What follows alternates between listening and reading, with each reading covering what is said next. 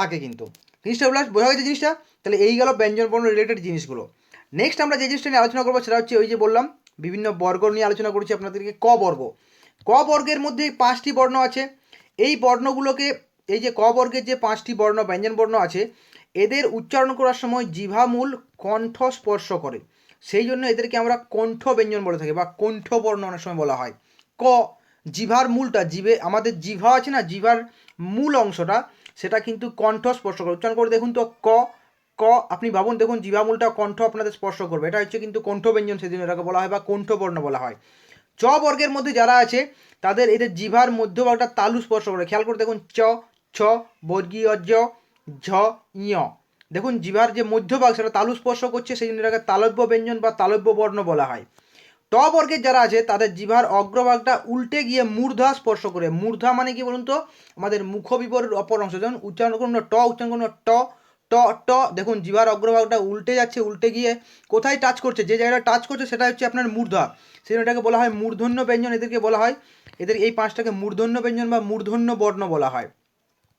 ত বর্গের মধ্যে যারা আছে এদের জিভার উপরের পাটি দন্ত স্পর্শ করে। ত, থ, দেখুন জিভার যে জিভার অগ্রভাগ আছে না, জিভার উপর আমাদের জিভা, সেটা দেখুন আমাদের দাঁতের যে উপরের পাটির যে দাঁত আছে সেই দাঁতগুলোকে স্পর্শ করছি, দেখুন সেই জন্য এটাকে দন্ত ব্যঞ্জন বা দন্ত বর্ণ বলা হয়। এই যে দন্তন্য আছে না, এগুলো থেকে আপনি পাবেন দন্তন্য মানে দন্তবর্ণ, মূর্ধন্য মানে মূর্ধ ব্যঞ্জন, কেমন, এবং বাকি এই ক বর্গ চ বর্গ মনে রাখতে পারেন। চ বর্গটা তালু স্পর্শ করছে বলে তালব্য, এবং ক বর্গটা কণ্ঠ স্পর্শ করে বলে কণ্ঠ ব্যঞ্জন আমরা বলে থাকি নাকি। নেক্সট আছে প বর্গ। প বর্গের যারা আছে দেখুন, প বর্গের মধ্যে প ফ উচ্চারণ করে দেখুন, দুটো ঠোঁট ও মানে আমাদের অধর এবং ওষ্ঠ, ওষ্ঠ বলা হয় উপরের ঠোঁটটাকে ওষ্ঠ বলা হয়, মানে উপরের যে আমাদের ঠোঁটটা থাকে উপরের ঠোঁটটা সেটা ওষ্ঠ, এবং নিচের ঠোঁটটাকে বলা হয় আমাদের কি, অধর। এই দুটো স্পর্শ করছে বলে আমরা ওষ্ঠ ব্যঞ্জন বা ওষ্ঠবর্ণ বলে থাকি। প বর্গের এগুলো হচ্ছে ওষ্ঠ ব্যঞ্জন। ওকে, এবার এই ক থেকে ম, এই যে 5টা বর্গ আপনি পেলেন না এখানে, এই যে 5টি বর্গ, এই 5টি বর্গ যে এখানে পেয়েছেন আপনি, ক বর্গ চ বর্গ ট বর্গ ত বর্গ এবং প বর্গ, এই 5টি বর্গে টোটাল 5 5 25টি বর্ণ আছে। এই 25টি বর্ণ যখন আমরা উচ্চারণ করি তখন আমাদের মুখবিবরের কোনো না কোনো অংশ কারোর সঙ্গে স্পর্শ হয় বলে এই 5টি বর্গের বা 25টি বর্ণকে আমরা স্পর্শ বর্ণ বলে থাকি। এই স্পর্শ বর্ণের মধ্যে কি কি থাকছে, প্রথমে ক বর্গে হচ্ছে কণ্ঠ, চ বর্গের জন্য হচ্ছে তালু, ক এর জন্য হচ্ছে কণ্ঠ, ক আছে মানে কণ্ঠ হবে, চ বর্গের জন্য তালু, কেমন, তয়ের জন্য, তারপর সে টয়ের জন্য হচ্ছে মূর্ধন্য, টয়ের জন্য মূর্ধন্য, তারপর তয়ের জন্য দন্তন্য, পয়ের জন্য হচ্ছে ওষ্ঠবর্ণ। এই 5টা বর্গের 25টা বর্ণকে আমরা বলে থাকি স্পর্শ বর্ণ। ওকে, নেক্সট তালিব বস। দেখুন তালিব বসতে আপনি বুঝতে পারছেন তালু, তালু কথাটা আছে তালিব বস, তাই এটা তালিব্য ব্যঞ্জন বা তালু। এক্ষেত্রে আমাদের জিভার তালু আমাদের স্পর্শ করে, এখানে তালব্য ব্যঞ্জন বা তালব্য বর্ণের মধ্যে ফেলা হয়। ঢয় শূন্য অড় এবং ঢয় শূন্য অড় এগুলোকে কিন্তু মূর্ধন্য ব্যঞ্জন হিসাবে বিবেচনা করা হয় বা মূর্ধন্য বর্ণ হিসেবে বিবেচনা করা হয়, এবং এক্ষেত্রে আমাদের জিভা আমাদের মূর্ধাকে স্পর্শ করে। এবং দন্তস্ব যেটা আছে, এই দন্তস্ব কিন্তু আমাদের দন্তব্যঞ্জন বলা হয় একে, কারণ দন্তস্বর কথার মধ্যেই দন্ত কথাটা আছে, অর্থাৎ এটি দন্তব্যঞ্জন বা দন্তবর্ণ বলা হয়। এক্ষেত্রে আমাদের জিভা আমাদের দন্ত স্পর্শ করে। নেক্সট র এবং ল, এই র এবং ল এগুলোকে বলা হয় দন্তমূলীয় বর্ণ, দন্তমূলীয় ব্যঞ্জন বা দন্তমূলীয় বর্ণ। কেন, কারণ এদের উচ্চারণ করার সময় আমাদের জিভা দন্তমূলকে স্পর্শ করছে। হ, হ হচ্ছে কণ্ঠনালীয় বর্ণ, মানে ঠোসরা কথা, এক্ষেত্রে এটা মানে কণ্ঠনালী থেকেই উচ্চারিত হয়, এক্ষেত্রে জিভা কারোর সঙ্গে কোনো স্পর্শ করে না। আপনি উচ্চারণ করে দেখুন না, হ হ, দেখুন জিভা নর্মাল থাকছে কিন্তু এখানে উচ্চারণটা আপনার কণ্ঠের যে নালী সেখান থেকে উচ্চারণটা আসে, তাই হকে বলা হয় কণ্ঠনালীয় ব্যঞ্জন বা কণ্ঠনালী কণ্ঠবর্ণ। এরপর আসছি দেখুন বর্ণকে, এই ব্যঞ্জন বর্ণগুলোকে সাধারণত দুই ভাগে ভাগ করা হয়, একটা হচ্ছে অল্প প্রাণ বর্ণ এবং একটা হচ্ছে মহাপ্রাণ বর্ণ। ওকে, দেখুন আপনি যে 5টা করে যে বর্গ পেলেন না, যেমন ক বর্গ, ক বর্গে আপনার কয়টি বর্ণ আছে, ক, খ, গ, গটা হচ্ছে আপনার তৃতীয় বর্ণ নাকি, ঘ এবং উ আছে তো 5টি বর্ণ। এই 5টি বর্ণের মধ্যে প্রথম এবং তৃতীয় অর্থাৎ ফার্স্ট অ্যান্ড থার্ড, এই ক এবং গ যেমন আছে সেরকম চ বর্গে আপনি চ এবং বর্গীয় যে পাবেন, চ ছ বর্গীয়, চ ছ বর্গীয় যে পাবেন তো নাকি। তো এই প্রথম এবং তৃতীয় বর্ণকে উচ্চারণের সময় নিঃশ্বাস জোরে বের হয় না বলে এদেরকে অল্পপ্রাণ বর্ণ বলা হয়। আমি আবারও বলছি, এই অল্পপ্রাণ মহাপ্রাণ যে বর্ণগুলো আছে এগুলো কিন্তু আপনাকে ডিটেলসে মনে রাখতে হবে, তাহলে আপনার সুবিধাটা কোথায় সেটা বলছি দেখুন। ওই যে বললাম রোমানপে 1 2 3 4 বা বলে দেবে কোন উদ্ধৃতি ঠিক কোনটি ভুল, সেই তখন কিন্তু আপনাকে সমস্তগুলো নিয়ে জানতে চাইবে। কখনো একটা বলবে না কখনো যে নিম্নলিখিত কোনটি অল্পপ্রাণ বর্ণ, ওইভাবে প্রশ্ন খুব কম আসে। আপনার সম্যক ধারণা বা আপনার যে মানে সম্পূর্ণ নলেজটা তারা টেস্ট করতে চায়, তাই তারা রোমানপে 1 2 3 4 সে বিভিন্ন বিবৃতি দিয়ে দেবে, বলা হবে যে কোন বিবৃতিটি ঠিক কোন বিবৃতিটি ভুল, এইভাবে আপনাকে জানতে চাওয়া হবে। ইভেন আপনাকে বলে দেওয়া থাকবে, হয়তো আপনার দুটো ছক দেওয়া থাকলো, এটা বাম স্তম্ভ এখানে ডান স্তম্ভ, এখানে বলা থাকবে যে ধ্বনি বর্ণগুলো দিলে এখানে অল্পপ্রাণ মহাপ্রাণ এবার দেওয়া থাকবে, বা আপনাকে ম্যাচিং মিস ম্যাচিং করে আপনাকে কাউন্টিং করতে হবে যে কোন মানে আপনার জোরটি সঠিক জোর, সেভাবেও জানতে চাওয়া হতে পারে। তো মনে রাখতে হবে আপনাকে যে অল্পপ্রাণ বর্ণের মধ্যে কে থাকছে না, প্রতিটি বর্গের প্রথম এবং তৃতীয় বর্ণ এদেরকে আমরা অল্পপ্রাণ বর্ণ বলি। কেন বলি না, এদের উচ্চারণে নিঃশ্বাস জোরে বের হয় না, এদের উচ্চারণে নিঃশ্বাসটা আমাদের জোরে বের হয় না, তাই এটাকে অল্পপ্রাণ বর্ণ বলে থাকি। যেমন দেখুন ক বর্গের দুটো হচ্ছে ক এবং গ, ক এবং গ, এবং চ বর্গের চ এবং বর্গীয় যে ট এর ট ড, ত এর ক্ষেত্রে ত এবং দ, প বর্গের প এবং ব, এছাড়াও র, ডয় শূন্য অড় এবং তালিব বস, এই তিনটে হচ্ছে আপনার অল্পপ্রাণ বর্ণ। ক্লিয়ার? তাহলে এই যে 25টা যে বর্ণ আছে ও স্পর্শ বর্ণ আছে না, 5টি বর্গের 25টি বর্ণ, তাদের ক্ষেত্রে তো আপনি ফার্স্ট থার্ড মনে রাখতে পারবেন যে প্রথম এবং তৃতীয় হচ্ছে অল্পপ্রাণ বর্ণ। এগুলো ছাড়াও র, অড় এবং তালিব বস এগুলো হচ্ছে আপনার অল্পপ্রাণ বর্ণ। মহাপ্রাণ বর্ণ তাহলে কি থাকবে, ফার্স্ট এবং থার্ড যদি অল্পপ্রাণ বর্ণ হয়, তাহলে সেকেন্ড অ্যান্ড ফোর্থ অর্থাৎ দ্বিতীয় এবং চতুর্থ বর্ণ এরা হচ্ছে কিন্তু মহাপ্রাণ বর্ণ। দ্বিতীয় ও চতুর্থ বর্ণ হচ্ছে আপনার মহাপ্রাণ বর্ণ। ওকে, এদেরকে মহাপ্রাণ কেন বলবো না, এদের উচ্চারণের সময় নিঃশ্বাস জোরে বের হয়, নিঃশ্বাস জোরে বের হয় বলে এদেরকে মহাপ্রাণ বর্ণ বলে। ক্লিয়ার জিনিসটা হচ্ছে? তাহলে সেক্ষেত্রে আমাদের কাকে কাকে আমরা পাচ্ছি, বলা হয়েছে সেকেন্ড অ্যান্ড ফোর্থ। তাই ক বর্গের ক্ষেত্রে খ এবং ঘ, এক্ষেত্রে ছ এবং বর্গী ঝ, ঠ এবং ড, মানে কেমন, এবং আপনার ঠ এবং ড, থ এবং ধ, ফ এবং ভ, ঢয় শূন্য অড়, এছাড়া অন্তস্থ দন্তস্ব হ এবং ল, এগুলো হচ্ছে আপনার মহাপ্রাণ বর্ণ। যে জিনিসটা হচ্ছে এদেরকে আমরা কি বলবো, মহাপ্রাণ বর্ণ বলবো। তাহলে মহাপ্রাণের মধ্যে আপনার তো এই সেকেন্ড অ্যান্ড ফোর্থ এটা মনে রাখবেই, মনে রাখতে পারবেন, কোনো অসুবিধা নয়। তাহলে বাকি যে এখানে 5টা বর্ণ আছে এগুলোকে আপনি মনে রাখুন, যেগুলো মহাপ্রাণ বর্ণ হিসাবে থাকবে। সেগুলো হচ্ছে আপনার ঢয় শূন্য অড়, অন্তস্থ অ, দন্তস্ব হ এবং ল, এগুলো হচ্ছে আপনার মহাপ্রাণ বর্ণ হিসাবে থাকবে। নেক্সট হচ্ছে দেখুন পিনায়ন। পিনায়ন বর্ণ আমরা পিনায়ন কাকে বলবো, যে অল্পপ্রাণ বর্ণ যদি মাঝে মাঝে মহাপ্রাণ বর্ণের মতো উচ্চারিত হয় তখন তাকে পিনায়ন বলবো। যেমন অ্যাকচুয়ালি দেখুন কাঁঠাল, সেটাকে যদি আমরা বলি কাঁঠাল, আছে না কাঁঠাল এবং কাঁঠাল, এইভাবে দেখুন এখানে দেখুন অল্পপ্রাণ বর্ণ ছিল ট, কিন্তু সেটা উচ্চারিত হয়েছে ঠ এর মতো। যেমন থুতু, থুতুটা যদি উচ্চারিত হয় মানে থুথু হিসাবে, তখন দেখুন সেটা তো ত ছিল, তো সেটা উচ্চারিত হচ্ছে থ আকারে। এই যে কনসেপ্টটা, এটাকে আমরা বলবো পিনায়ন। কিন্তু তাই আপনার অনেক সময় এটা বলবে যে হয়তো একটা গদ্য দেওয়া থাকলেও গদ্যতে আপনার বলা থাকবে যে এই ক্ষেত্রে উচ্চারিত হয়েছে কে, না এই ক্ষেত্রে উচ্চারিত হচ্ছে থুতু, গদ্যের মধ্যে থুতু থাকবে। বলে এই থুতু উচ্চারণটি নিম্নলিখিত কোন মানে ধ্বনি পরিবর্তনের কোন নিয়ম পরিবর্তন মানে পরিলক্ষিত হয়েছে, সে পিনায়ন খিনায়ন বিভিন্ন হবে, তখন আপনার আনসারটা হবে কি পিনায়ন। ওকে, নেক্সট আমরা দেখুন পরবর্তী জিনিসটা নিয়ে আলোচনা করছি, সেটা হচ্ছে আপনাদের ক্ষীণায়ন। ক্ষীণায়ন কাকে বলবো আমরা, না ক্ষীণায়ন হচ্ছে মহাপ্রাণ বর্ণ যদি মাঝে মাঝে অল্পপ্রাণ বর্ণের মতো উচ্চারিত হয় তখন তাকে আমরা ক্ষীণায়ন বলে থাকবো। ওকে, অর্থাৎ এর আগের উল্টোটা, পিনায়নে কী ছিল, অল্পপ্রাণ বর্ণ মহাপ্রাণের মতো উচ্চারিত হচ্ছিল, ক্ষীণায়নে কী হবে না, মহাপ্রাণ বর্ণ অল্পপ্রাণ বর্ণের মতো উচ্চারিত হবে, তখন তাকে আমরা ক্ষীণায়ন বলবো। যেমন মাথা, হচ্ছে উচ্চারণের কথাটা মাথা, সেটা যদি মাতা বলা হয়, তোমার কি মাতা বলা থাকে না অনেক সময় বিভিন্ন রকমভাবে, সেরকম চোখ, সেটা যদি চোখ, চোখ খেয়েছো, এইভাবে যে জিনিসগুলো যদি উচ্চারিত হয় তখন তাকে আমরা বলবো ক্ষীণায়ন। যেমন ধাইমা, উচ্চারণটা অ্যাকচুয়ালি ধাইমা, সেটা যদি দাইমা বলা হয় তখন, যেমন খাচ্ছি, এটা যদি উচ্চারণ হয় খাচ্ছি হিসাবে, বা কাঠ, এটা উচ্চারিত কাঠ হিসেবে যদি উচ্চারিত হয় তখন সেগুলোকে আমরা বলবো ক্ষীণায়ন। অর্থাৎ পিনায়ন এবং ক্ষীণায়ন কিন্তু একে অপরের অপোজিট, এটা আপনাকে মনে রাখতে হবে। নেক্সট আমরা দেখুন বর্ণ হিসাবে আরও দুভাগে ভাগ করতে পারবো, সেটা হচ্ছে আপনার একটা অঘোষ বর্ণ এবং একটা হচ্ছে ঘোষ বর্ণ। এখানে ঘোষ বর্ণ মানে সেই টাইটেল ঘোষ কথা বলা হচ্ছে না, মজা হিসেবে বললাম। অঘোষ বর্ণ এবং ঘোষ বর্ণ হিসেবে আপনাকে দুভাগে ভাগ করা হচ্ছে। অঘোষ বর্ণ কাকে বলবো, না প্রতিবর্গের প্রথম ও দ্বিতীয় বর্ণের উচ্চারণের সময় কণ্ঠস্থ স্বরতন্ত্রীর কম্পন হয় না বলে কণ্ঠস্বর মৃদু থাকে, তাই এদের অঘোষ বর্ণ বলা হয়। অর্থাৎ অঘোষ বর্ণের ক্ষেত্রে বলা হবে ফার্স্ট অ্যান্ড সেকেন্ড। খেয়াল রাখবেন অল্পপ্রাণ বর্ণে বলা ছিল first and third, first and third ছিল কিন্তু অল্প প্রাণে, এখানে অঘোষ বর্ণ বলা হচ্ছে আপনার ফার্স্ট অ্যান্ড সেকেন্ড। ওকে, এবং ঘোষ বর্ণ তার অপোজিট হবে কী হবে, তৃতীয় চতুর্থ পঞ্চম। দেখুন মহাপ্রাণের সময় কিন্তু পঞ্চমটি ছিল না সেক্ষেত্রে, তাই ঘোষ বর্ণ, প্রথম দুটি অঘোষ বর্ণ, পরের তিনটি হবে আপনার কি ঘোষ বর্ণ। ওকে, এবার দেখুন ঘোষ বর্ণের যে উচ্চারণটা বলা হচ্ছে, অঘোষ বর্ণের উচ্চারণটার কথাই বলছি। এদের উচ্চারণ করার সময় কণ্ঠস্থ যে স্বরতন্ত্রীর কম্পন, সেই কম্পনটা হয় না। ক্লিয়ার জিনিসটা হচ্ছে কণ্ঠস্থ স্বরতন্ত্রীর কম্পন হয় না বলেই কণ্ঠস্বরটা মৃদু থাকে, তাই এদেরকে আমরা কি বলে থাকি, অঘোষ বর্ণ বলে থাকি। যেমন ক খ, চ ছ, ট ঠ, ত থ, প ফ। এছাড়াও তিনটে যে স আছে, এই তিনটে সও কিন্তু আপনার অঘোষ বর্ণের আন্ডারেই পড়ে। তিনটে স, এই তিনটে স কিসের বর্ণে পড়বে, আপনার অঘোষ বর্ণ আন্ডারে পড়বে। নেক্সট আপনার আসছি আমরা ঘোষ বর্ণের ক্ষেত্রে।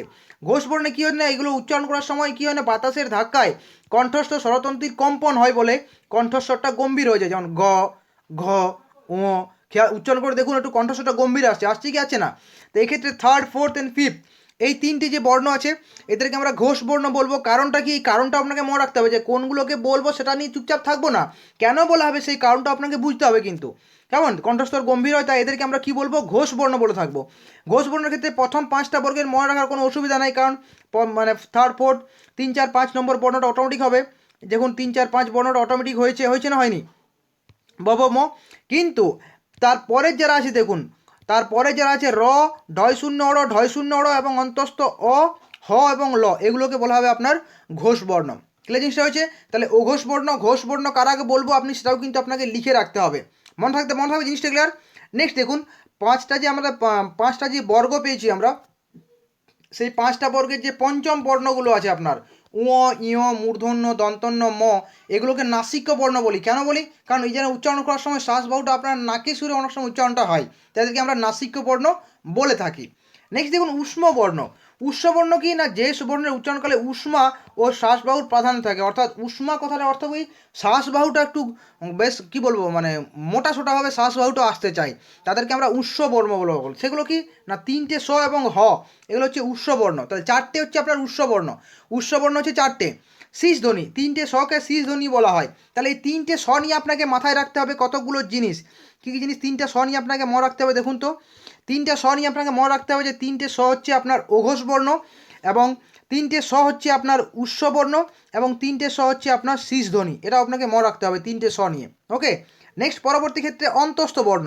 অন্তস্থ বর্ণ কাদেরকে বলবো আমরা, না স্পর্শ বর্ণ এবং উষ্ম বর্ণের মাঝখানে চারটে বর্ণ আছে, অন্তস্থ জ, র, ল, ব। কেমন, এই চারটে বর্ণকে আমরা অন্তস্থ বর্ণ বলবো। এদের মাঝখানে হচ্ছে অন্তস্থ বা মাঝামাঝি আছে তো। স্পর্শ বর্ণ হচ্ছে 25টা, ওই যে 25টা বর্ণ ক বর্গ, চ বর্গ, ট বর্গ, ত বর্গ, প বর্গ, 25টা যে বর্ণ আছে সেগুলো হচ্ছে স্পর্শ বর্ণ। এবং উষ্ম বর্ণ তো আপনাকে বলে দিলাম যে এখানে উষ্ম বর্ণ আছে তিনটে স, তালিব্য স, মূর্ধন্য স, দন্তস্ব এবং হ, এগুলো উষ্ম বর্ণ। এদের মাঝখানে চারটা আছে আপনার অন্তস্থ জ, র, ল এবং ব। এই চারটাকে আমরা কি বলবো, অন্তস্থ বর্ণ বলবো কিন্তু। ক্লিয়ার জিনিসটা মনে থাকবে তো।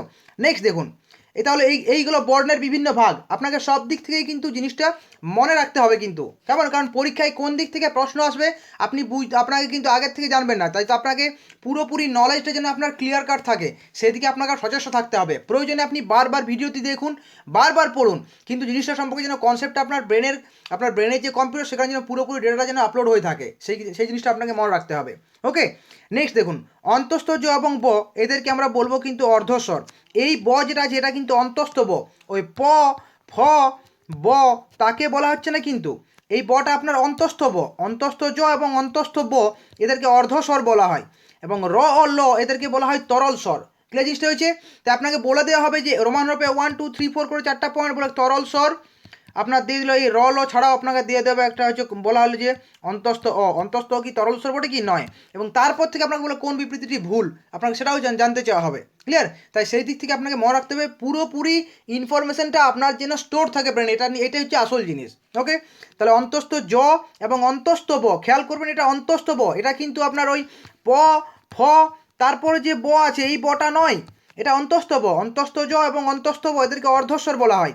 এই অন্তস্থ বটা আপনার কাজে লাগে ওই যে বললাম অশ্ব আছে না, যেমন তয়ে ব যেটা থাকে না তত্ত্বর ক্ষেত্রে বা তত্ত্বীয়, সেই তয়ে ব যেটা বলেছে অ্যাকচুয়ালি তয়ে অন্তস্থ ব হয়। ক্লিয়ার জিনিসটা হয়েছে। নেক্সট অযোগ বাহু বর্ণ। এই অনুস্বর এবং বিসর্গ এই দুটোকে বলা হয় অযোগ বাহু বর্ণ। অনুস্বর বিসর্গ কী বলি আমরা, অযোগ বাহু বর্ণ। নেক্সট এই জিনিসগুলো নিয়ে অলরেডি আমরা আলোচনা করেছি যে সম্মুখ স্বরধ্বনি, এই আপনার হস্যই এ, আ এবং আ, পশ্চাৎ স্বরধ্বনি হচ্ছে আপনার উ, ও, অ এবং আ। এই যে দুটো আ আপনি দেখতে পাচ্ছেন, এটা হচ্ছে এই পশ্চাৎ স্বরধ্বনি যেটা আছে সেটা আপনার প্রাদেশিক আ। আপনাকে বলা হয়েছিল যে বিশুদ্ধ স্বরধ্বনি 7টি, তার সেখানেই বলা হয়েছিল যদি প্রাদেশিক আ আছে, এই প্রাদেশিক আটা হচ্ছে আপনার পশ্চাৎ স্বরধ্বনি, খেয়াল রাখতে হবে কিন্তু। এরপর ভাবুন আপনি পিডিএফটি পড়েছেন, এবার আপনার মধ্যে আপনার কনফিউশন আসবে কি আসবে না যে এই আটা কী আ? ভিডিওটি না দেখলে আপনি জিনিসটা বুঝতে পারবেন না কখনোই কিন্তু। ওকে, তার আপনাকে মনে রাখতে হবে এই যে আটা আছে যেটা পশ্চাৎ স্বরধ্বনি সেটা হচ্ছে আপনার প্রাদেশিক আ। হস্য ই হস্য উ সংবৃত স্বরধ্বনি এবং উ, ও, অ, অর্থাৎ হস্য উ, ও, অ এই তিনটিকে বলা হয় কুঞ্চিত স্বর, এবং চ, ছ, বর্গীয় ঝ এদেরকে বলা হয় ঘৃষ্টবর্ণ বা ঘৃষ্টধ্বনি।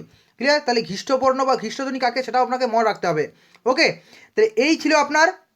হ্যাঁ, এছাড়া আরও কিছুগুলো জিনিস আছে সেটা দেখুন। এখানে পার্শ্বিক ধ্বনি, লকে বলা হয় পার্শ্বিক ধ্বনি। খেয়াল করবেন একটু আগে র এবং ল দুটোকে তরল স্বর বলছিলাম তো আমরা, তাই লকে পার্শ্বিক ধ্বনিও বলা হয়। কম্পন বা তাড়নজাত ধ্বনি বলা হয় র, অড় এবং ঢয় শূন্য অড়কে। ক্লিয়ার? র, ডয় শূন্য অড় এবং ঢয় শূন্য অড় এদেরকে বলা হয় কম্পন বা তাড়িতজাত ধ্বনি। খেয়াল করে দেখবেন সেখানে তরল স্বরের ক্ষেত্রে ছিল ল এবং র, তরল স্বর, কিন্তু এখানে পার্শ্বিক ধ্বনি হচ্ছে ল, কম্পন বা তাড়িতজাত ধ্বনি হচ্ছে র, ডয় শূন্য অড়, ঢয় শূন্য অড় এদেরকে বলা হয় কম্পন বা তাড়িতজাত ধ্বনি। নেক্সট আমাদের আলোচনা করতে হবে বর্ণ বিশ্লেষণ। খেয়াল করে দেখুন বর্ণ বিশ্লেষণ জিনিসটা কি, আপনারা পরিচিত আছেন যে কি কি বর্ণ নিয়ে আছে, কিন্তু খেয়াল করবেন বর্ণ বিশ্লেষণের সময় এই যে বললাম, আমি যে বললাম না ক, এই কটা যদি আপনি বলেন ব্যঞ্জন বর্ণ, কিন্তু অ্যাকচুয়ালি ব্যঞ্জন বর্ণের লিখিত রূপটা হবে কয়ে হসন্ত। তাই আপনাকে বর্ণ বিশ্লেষণের সময় যেগুলো ব্যঞ্জন বর্ণ থাকবে সেগুলো অবশ্যই কিন্তু যেন হসন্ত থাকে সেটা আপনাকে খেয়াল করতে হবে। খেয়াল করে দেখুন এখানে আমরা লিখেছি, দেখুন এখানে যেমন আমরা শব্দ, শব্দের আমরা কি করছি বর্ণ বিশ্লেষণ করছি। শব্দ তো কে আছে, তালিপ বস, ব এবং দ আছে, আছে তো। খেয়াল করে দেখবেন এই যে বটা, এই বটা অ্যাকচুয়ালি প, ফ, তারপরে যে বটা আছে সেই বটা বটে, কেমন?